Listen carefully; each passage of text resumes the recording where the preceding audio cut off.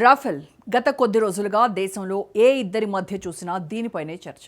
ఎందుకంటే ఇండియా ఒకేసారి ఏకంగా 114 యుద్ధ విమానాలను కొనుగోలు చేస్తోంది. అయితే మాక్రాన్ ఇండియా టూర్ కేవలం రాఫెల్స్ గురించే కాదు, దశాబ్దాల స్నేహం, 25 ఏళ్లకు పైగా వ్యూహాత్మక భాగస్వామ్యాన్ని నెక్స్ట్ లెవెల్కు చేర్చే నిర్ణయాలకు ఈ పర్యటన కేర్ ఆఫ్ అడ్రస్ కాబోతోంది. తాజాగా మోడీ మాక్రాన్ మధ్య జరిగిన సమావేశం అంతే సంచలన నిర్ణయాలకు వేదికైంది. ఇంతకు భారత్ ఫ్రాన్స్ స్నేహబంధాన్ని నెక్స్ట్ లెవెల్కు చేర్చే నిర్ణయాలేంటి? రాఫెల్ ఫైటర్లకు మించి ఇద్దరు నేతలు ఎలాంటి ఒప్పందాలు చేసుకున్నారు? హారిజన్ 2047 రోడ్ మ్యాప్లో అసలేముంది? Let's watch. Best friends India France మధ్య historical deals. Rafale deal final, hammer క్షిపణుల ఎగుమతులకి సాయే. హారిజన్ 2047 రోడ్ మ్యాప్లోని టాప్ సీక్రెట్స్ ఏంటి? దశాబ్దాల స్నేహం, 25 ఏళ్ల వ్యూహాత్మక భాగస్వామ్యం. రక్షణ రంగంలో రష్యా తర్వాతి స్థానం. భారత్ కష్టాల్లో ఉన్న చాలా సందర్భాల్లో నేనున్నానని ముందుకొచ్చిన నేస్తం ఫ్రాన్స్. తాజాగా ఈ రెండు దేశాల దోస్తీ నెక్స్ట్ లెవెల్ కు చేరింది. మాక్రాన్ ఎంట్రీతో ఇరు దేశాల సంబంధాలు తర్వాతి స్థాయికి చేరుకుంటున్నాయి. భారత్ ఫ్రాన్స్ వ్యూహాత్మక భాగస్వామ్యంలో పురోగతితో పాటు ఇరు దేశాల ద్వైపాక్షిక బంధంపై అగ్రనేతలు సమీక్ష జరిపారు. వ్యూహాత్మక బంధం బలోపేతం చేయడంతో పాటు కొత్తగా ఉద్భవిస్తున్న రంగాల్లోనూ సహకారాన్ని విస్తృతపరచుకోవడంపై నేతలు ప్రధానంగా దృష్టి సారించారు. ప్రాంతీయ, అంతర్జాతీయ ప్రాధాన్యాంశాలపైన నేతలు తమ అభిప్రాయాలను పంచుకున్నారు. ముఖ్యంగా 114 రాఫెల్ యుద్ధ విమానాల కొనుగోలుకు సంబంధించి కీలక చర్చలు జరిపారు. ఈ సందర్భంగా హ్యామర్ క్షిపణుల కొనుగోలుపైన కీలక ఒప్పందం కుదిరింది. అలాగే అనేక ఇతర అంశాలు కూడా చర్చించారు. రక్షణ, వాణిజ్యం, నైపుణ్యాలు, ఆరోగ్యం సహా వివిధ రంగాల్లో అనేక ఒప్పందాలు కుదుర్చుకున్నాయని సంబంధిత వర్గాలు తెలిపాయి. India France partnership knows no boundaries. It can reach from deep oceans to the tallest mountain. Macron భారత పర్యటనలో అత్యధిక చర్చ జరిగింది రాఫెల్ యుద్ధ విమానాల కొనుగోళ్ల గురించి. ఎందుకంటే ఈ ఒప్పందం సాధారణమైంది కాదు. ఒకేసారి 114 యుద్ధ విమానాలకు ఆర్డర్ ఇవ్వడం చాలా అరుదు. భారత్ గతంలో 1980లో రష్యా నుండి దాదాపు 140కి పైగా సుఖోయ్ 30 MKI యుద్ధ విమానాల తయారీకి ఒప్పందం చేసుకుంది. అయితే అవి విడతల వారీగా ఆర్డర్ ఇచ్చారు. ఇప్పుడు ప్రతిపాదించిన 114 రాఫెల్ విమానాల డీల్ ఒకే ప్రాజెక్టు కింద ఇండియా చేయబోతున్న భారీ ఒప్పందం. భారత వైమానిక దళం వద్ద ఉండాల్సిన యుద్ధ విమానాల స్క్వాడ్రన్ల సంఖ్య క్రమంగా తగ్గుతోంది. ప్రస్తుతం కేవలం 31 స్క్వాడ్రన్లే ఉన్నాయి. వాస్తవానికి స్క్వాడ్రన్ల సంఖ్య 42 ఉండాలి. పాతబడిన MiG-21, MiG-29 విమానాల స్థానంలో అత్యాధునిక విమానాలు అవసరం. ఒకేసారి పెద్ద సంఖ్యలో కొనడం వల్ల ఎకానమీ ఆఫ్ స్కేల్ కలిసి వస్తుంది. అంటే విడి భాగాలు, శిక్షణ, నిర్వహణ ఖర్చులు తగ్గుతాయి. అన్నింటికంటే ముఖ్యంగా మేక్ ఇన్ ఇండియా కింద టెక్నాలజీ ట్రాన్స్ఫర్ జరగాలంటే కనీసం 100 విమానాల ఆర్డర్ ఉంటేనే విదేశీ కంపెనీలు ఇక్కడ ప్లాంట్ పెట్టడానికి ఆసక్తి చూపిస్తాయి. సాధారణంగా దేశాలు 12, 24 లేదా 36 చొప్పున విడతల వారీగా కొంటూ ఉంటాయి. కానీ భారత్ ఇప్పుడు అనుకుంటున్న 114 విమానాల డీల్ ప్రపంచ రక్షణ మార్కెట్ ని షేక్ చేసే అంశం. అందుకే దీన్ని mother of all defence deals అని పిలుస్తున్నారు. అయితే ఈ పర్యటన కేవలం రాఫెల్ ఫైటర్ జెట్ల గురించే కాదు. భారత్తో బంధాన్ని మరింత బలోపేతం చేసుకోవడమే ఫ్రాన్స్ అసలు లక్ష్యం.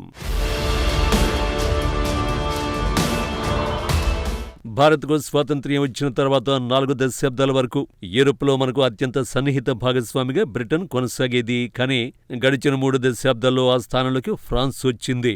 రెండు దేశాల మధ్య సంబంధాలు బలపడటమే దీనికి కారణం. 1998లో కుదుర్చుకున్న వ్యూహాత్మక భాగస్వామ్య ఒప్పందం భారత్ ఫ్రాన్స్ సంబంధాలను మరో మెట్టుపైకి తీసుకువెళ్లింది.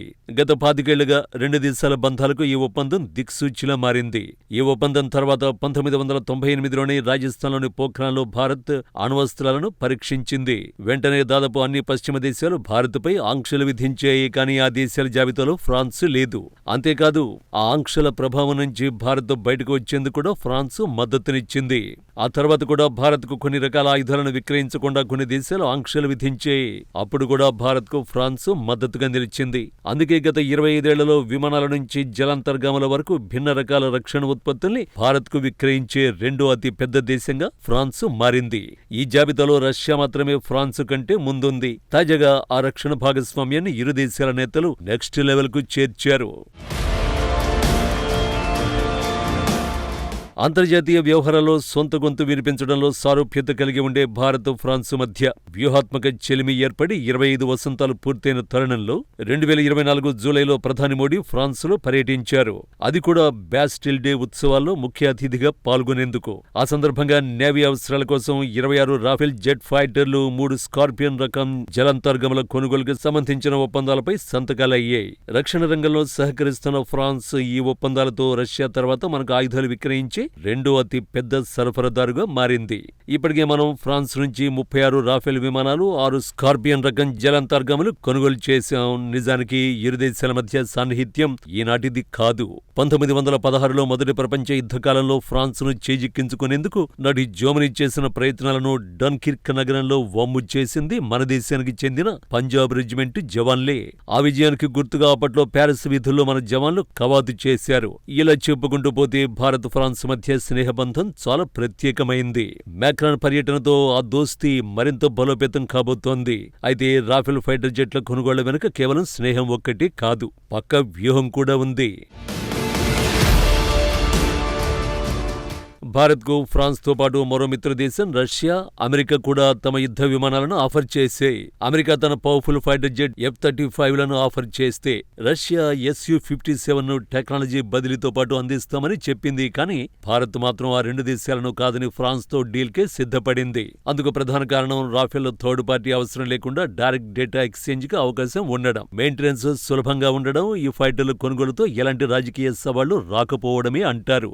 నిజానికి ఈ పర్యటనలో రాఫెల్ డీల్ గురించి ప్రకటన వస్తుంది అనుకున్నారు. కానీ అనూహ్యంగా అంతకు మించిన మరో ప్రకటన చేశారు. అదే H-125 helicopter assembly line agreement. आज भारत में हेलीकॉप्टर असेंबली लाइन का उद्घाटन इस गहरे विश्वास का एक और उज्जवल उदाहरण है. हमें गर्व है कि भारत और फ्रांस मिलकर माउंट एवरेस्ट की ऊंचाइयों तक उड़ान भरने वाला विश्व का एकमात्र हेलीकॉप्टर भारत में बनाएंगे और ये पूरे विश्व को एक्सपोर्ट भी करेंगे. మౌంట్ ఎవరెస్ట్ అంత ఎత్తులో కూడా ఎగరగల సామర్థ్యం ఉన్న ప్రపంచంలోని ఏకైక హెలికాప్టర్ను భారత్, ఫ్రాన్స్ కలిసి భారత్లోని తయారు చేయబోతున్నందుకు మనం గర్వపడాలి. మ్యాక్రాన్ సమక్షంలో మోడీ చేసిన కామెంట్ ఇది. అంతేకాదు వీటిని ప్రపంచవ్యాప్తంగా ఎగుమతి కూడా చేస్తామన్నారు. భారత్, ఫ్రాన్స్ భాగస్వామ్యానికి సరిహద్దులు లేవని, ఇది అగాధ సముద్రాల నుండి అత్యున్నత శిఖరాల వరకు విస్తరించగలదని గర్వంగా ప్రకటించారు.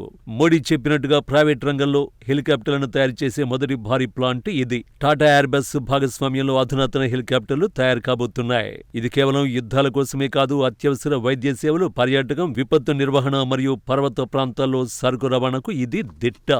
భారత్లో ప్రస్తుతం సివిల్ హెలికాప్టర్ల సంఖ్య దాదాపు 250 మాత్రమే ఉన్నాయి. అమెరికా, బ్రెజిల్ వంటి దేశాల్లో ఇవి వేలల్లో ఉన్నాయి. ఈ అసెంబ్లీ లైన్ వల్ల హెలికాప్టర్ల ధర తగ్గి మన దేశంలో కూడా ఎయిర్ టాక్సీలు, అత్యవసర వైద్య సేవలు సామాన్యులకు అందుబాటులోకి వచ్చే అవకాశం ఉంది. అందుకే తాజా ఒప్పందం గేమ్ చేంజర్ గా నిలవబోతోంది.